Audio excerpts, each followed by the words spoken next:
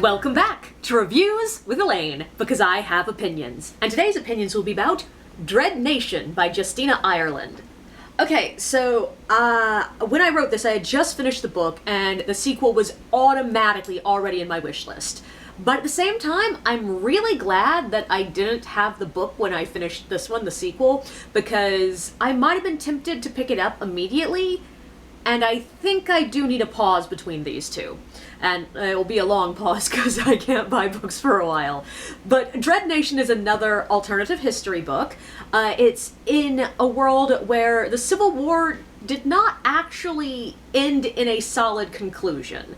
Instead, the dead rose up and started eating everyone on the battlefield. So they sort of had to call a truce while they dealt with the problem. Our story starts over a decade down the line. The world has returned to a new normal. And this is a normal where slavery is over, ostensibly, but black children are required to go to combat schools to learn to fight the dead. And most of the positions open to them as adults are different levels of protecting white people from zombies. Jane, our main character, is being trained to be a lady's attendant, something of a cross between a lady's maid and a bodyguard, and she's studying at the best combat school in Baltimore. But the dead are easy for Jane to deal with. What's not easy for her to deal with is a system put in place to prevent her from ever being more than a weapon. When cracks begin to appear in the promise that Baltimore is a safe haven from the undead, Jane's refusal to step back, shut up, and play the mindless tool will get her into more trouble than she can possibly face on her own. Okay, so yeah, this is a great book. It is a lot. It is a very, I would say, a heavy book, but it doesn't read exceptionally heavy. So I tend to avoid zombie fiction, both books and movies, because I feel like they tend to feel hopeless. It's always just, let's see if we can survive another day or two, but it's hopeless. There is no trust for humanity in the future. And I just don't jive with that in fiction. I see too much of it in reality. I want some hope in my fiction. And so often zombies are used in fiction to sort of reduce humanity to scrapping animals just trying to survive. And that very much tends to lead to narratives that talk about how cruel people can be, how selfish, how man is the true monster. And I get it. It's not like I disagree entirely, though I do disagree with some of it, but it's all just a bit too depressing for me.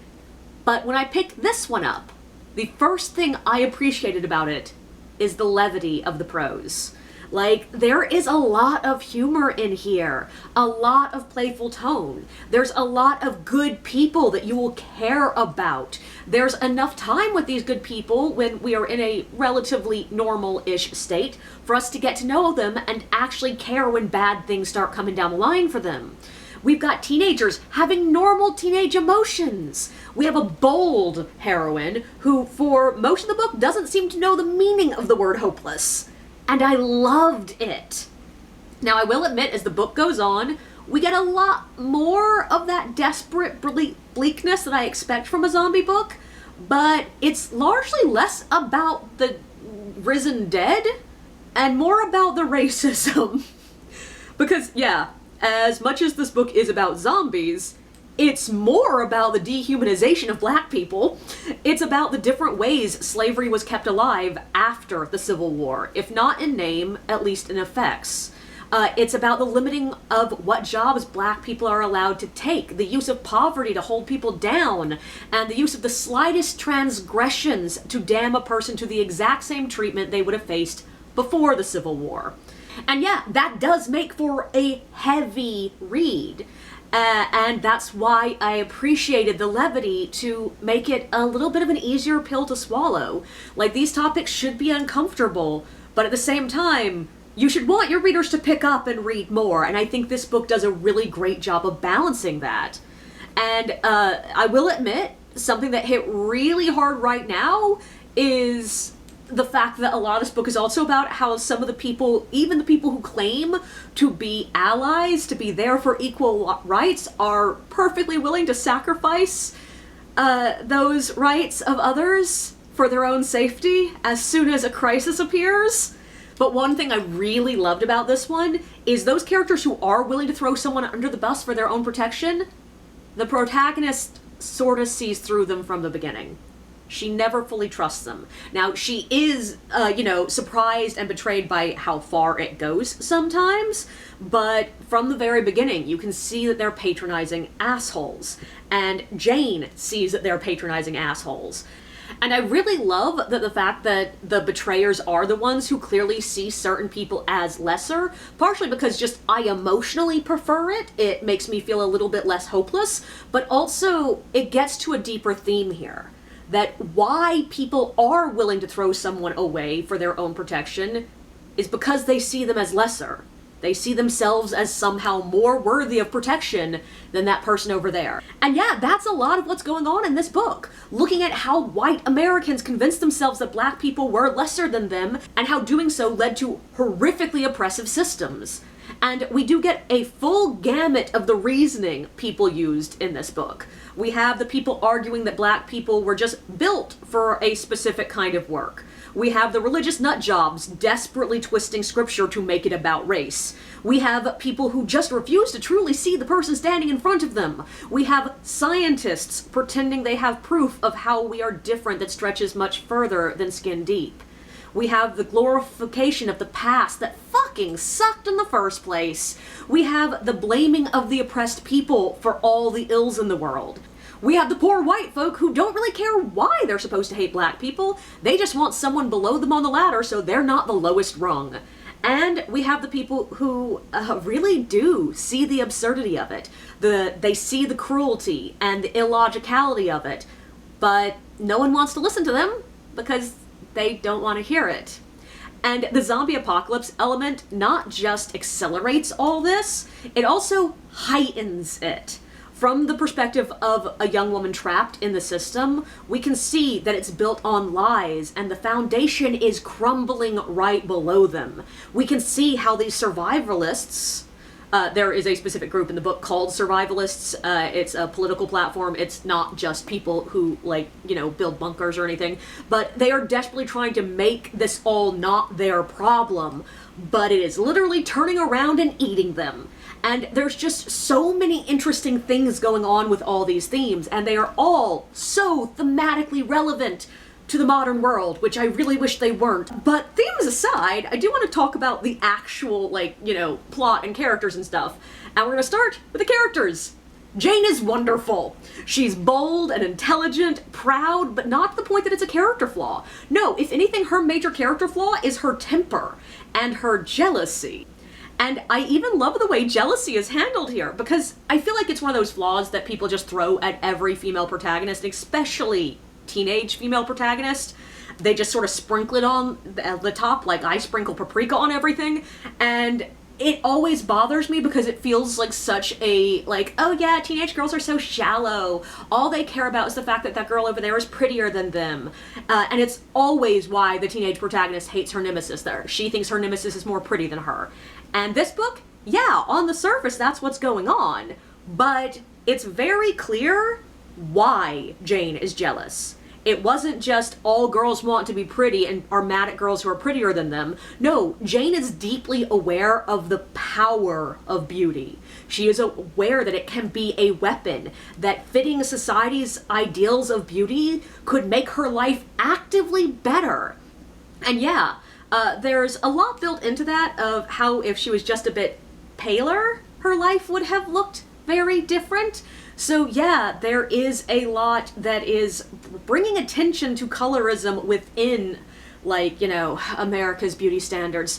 But we also have Catherine there to remind us that, yeah, as much as Jane sees that her life would probably be better if she was a bit more, what society of her time would call beautiful, there's also dangers and harms that come from fitting those society's beauties, the same societal beauty norms. And on the note of Catherine, I have seen and read about 100 million versions of the we're worst enemies, but we work together and end up friends kind of narrative. But I love the way it worked in this book. I got from the beginning why the girls did not get along. Neither of them felt like they were being unlikable from the reader's perspective. They were just unlikable for each other. And I really, really, really appreciate the fact that there's no one moment where they just magically get over it. It's not like they survive their first fight and immediately are like, and we're besties. No, they continue annoying the hell out of each other. But you can see the deep friendship developing along the way. And that felt really real to me. And the moments when they trust each other enough to tell each other their secrets, it felt like such an honest moment. And like, honestly, by the end of the book, their relationship reminds me with was one of the relationships I had with one of my sisters growing up. Like, we struggled to go a single day without having like screaming match arguments with each other over the dumbest shit ever. But we would have died for each other, and we supported each other, and we trusted each other, and we still do. And that is the relationship that she develops here, and it fits, it feels natural, and it feels like what a lot of authors try to portray and often feels a little bit not quite fully realized. And then there's Jackson, who is just fun. Like, he felt like a beautifully realized secondary character, but also a beautifully messy character. And there's Gideon, who I'm really interested in where the story is going with him, because I really like him emotionally, and it's pretty clear to me that at least something of the beginning of a love triangle is developing here. And I'm not exceptionally fond of love triangles, especially considering every YA book under the sun had one for a while. But I think there's something a bit more interesting going on here because they are such different guys and clearly represent different things to Jane. But also, this book isn't holding with any of that putting the action aside while our protagonist deals with their feelings kind of stuff that is why I don't like love triangles. Like, I feel like whenever there's a love triangle in a book, there's a moment when like the world is ending, they're fighting for their life, but oh no, we have to pause while the protagonist decides which boy she wants to kiss. And I'm always just like, couldn't we do this later? Or before this? Like, why is it happening now? Not the time! If you survive, you can decide who you're gonna kiss. And I really appreciated the fact that, like, Jane is aware of her feelings, and often she is feeling this attraction and going, not now, I'm busy. And I was like, thank you, that feels so much more natural. But that leads me to the next big thought. This love triangle thing has barely even gotten started by the end of this book. And part of that is because Jane is focused elsewhere, but part of it is just not much is resolved by the end of this one. Like, some duologies really do read a bit more like a single book cut in two, and this one isn't quite that bad. Like, we have a climax, we have some characters coming back together, we have enemies defeated, we have resolution to some plot threads, but there are just a million other plot threads that are still waving and waiting to be tied off somewhere. And I'm not mad at that, it's just very clear that it's a bit of a cliffhanger, we're leading into the second one. And I'm deeply invested enough in them that the next book, if it was sitting in front of me, I would be tempted to pick it up and read it immediately. And I don't think I should emotionally. Because, yeah, by the end, the zombie apocalypse does feel a lot more apocalyptic and starts to feel a lot heavier. Also, Jane has been through a hell of a lot that makes her feel emotionally more heavy.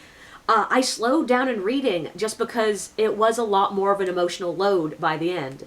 And I think that's all good. That is what the book's trying to achieve. It's cathartic, but damn, some of the reading was just a bit painful. And that means that, yeah, personally, I need a little break before I pick up the next one. And like I said, I have to get through a buttload of books on my TBR before I'm allowed to order any more. So it's gonna be a minute before I get the next one. But also, just because I just made a series of shorts talking about this, I want to address corsets in this book, because corsets end up being talked about a lot in this book. And for once, I'm not super annoyed at it.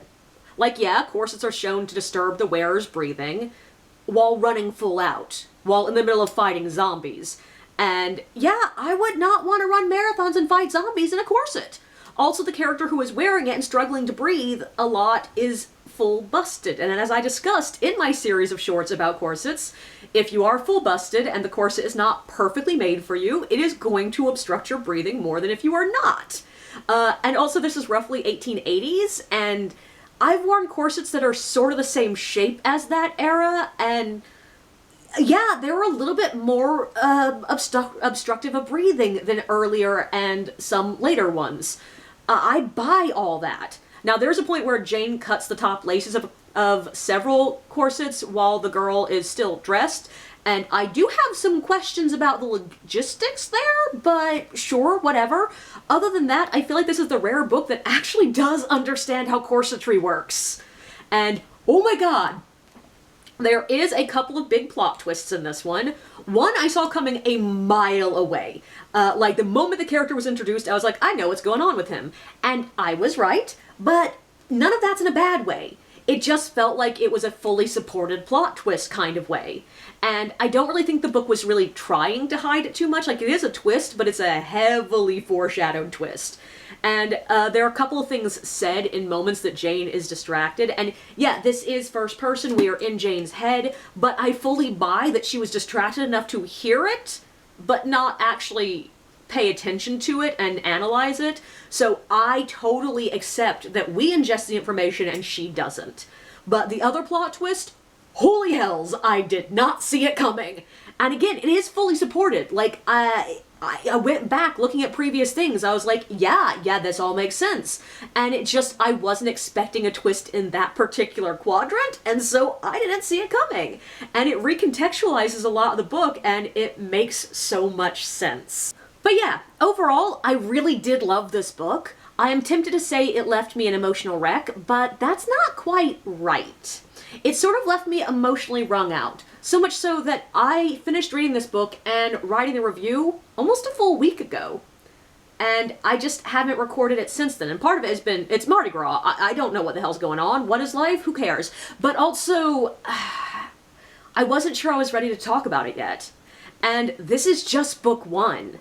I really hope book two gives me the resolution that I crave from this. And I really, really hope that it has at least a melancholic happy ending. Like, I don't require sunshine and rainbows, but I would like Jane to survive, or her death to have strong meaning. This is all I really ask for in a series. And, like, this duology will kill me if it has a straight-up tragic ending.